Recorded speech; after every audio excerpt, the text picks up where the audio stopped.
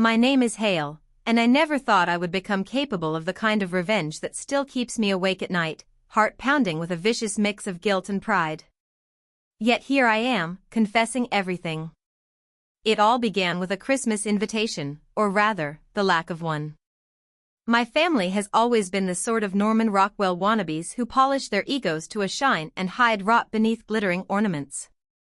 My sisters and brother never liked me much. They tolerated me at best. The truth is, none of them ever forgave me for becoming a single father. They whispered that I had ruined my life and thrown away my future when I chose to raise my daughter Lily alone. Her mother had run the moment she realized parenthood did not come with applause.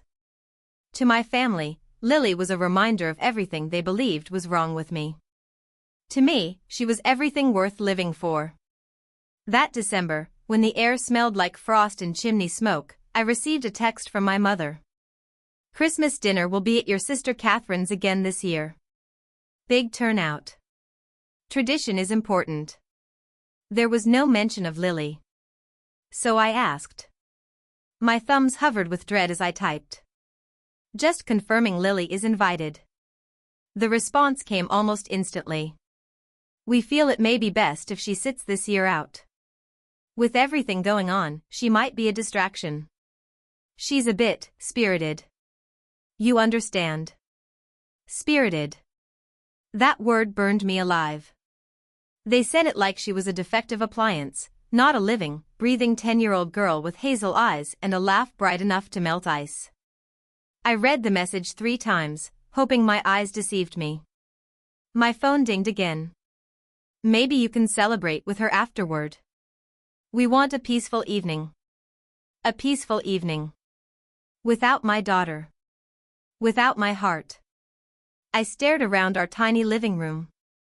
Lily's paper snowflakes hung crookedly from the ceiling. Her hand-painted stockings, messy and imperfect, dangled from the heater. She had spent the whole week talking about seeing her cousins. She had drawn a picture for Grandma that she was dying to give. I could already hear her, asking why she couldn't come. I did not know how I would explain cruelty disguised as propriety to a child who had never injured anyone except by loving too innocently.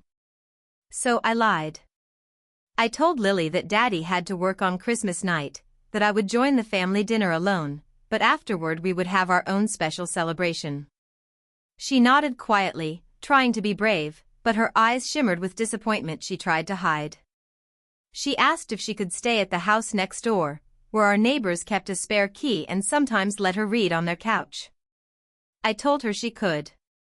That night, after dropping her off with fresh cookies and a hug that lasted too long, I drove to Catherine's.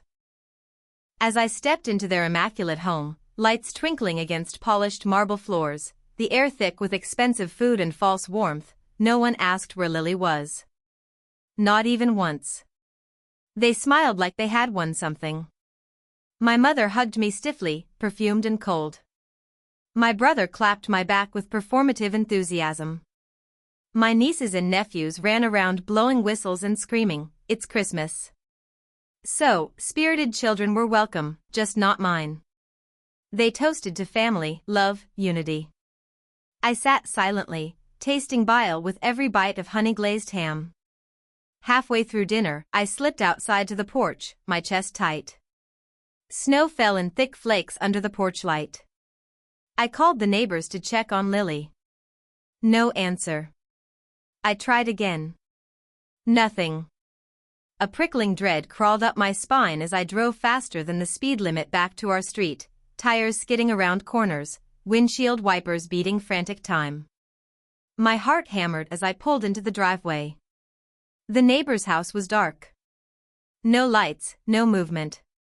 Deserted. I sprinted to my own door, key fumbling in the lock.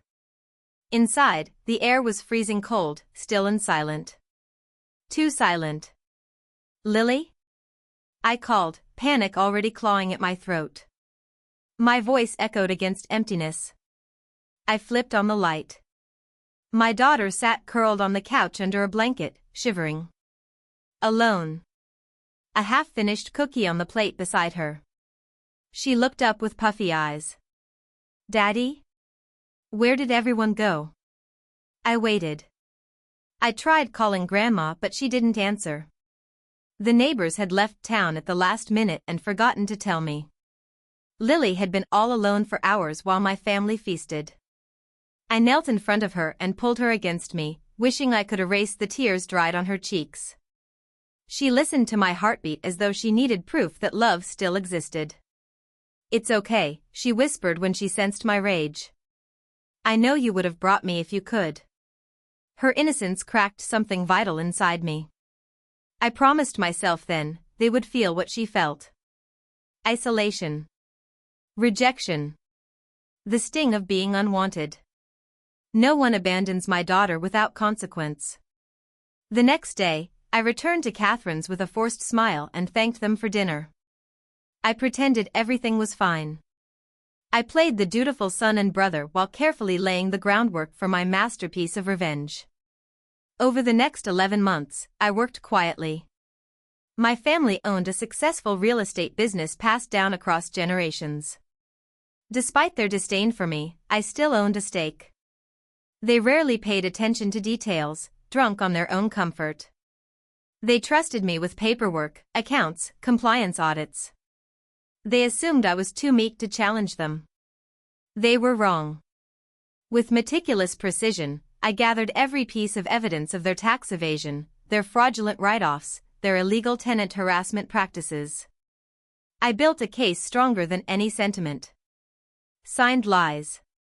Photos. Dates. Bank trails. Enough to bury every one of them beneath the empire they worshipped. All the while, I was endlessly kind. Inviting them to barbecues. Helping fix their internet. Babysitting their kids. They believed their cruelty had no price. As the next Christmas approached, I ensured that this one would be different. My mother called about a week out. "Of course you and Lily are welcome this year," she said with faux grace. "We want to make things right."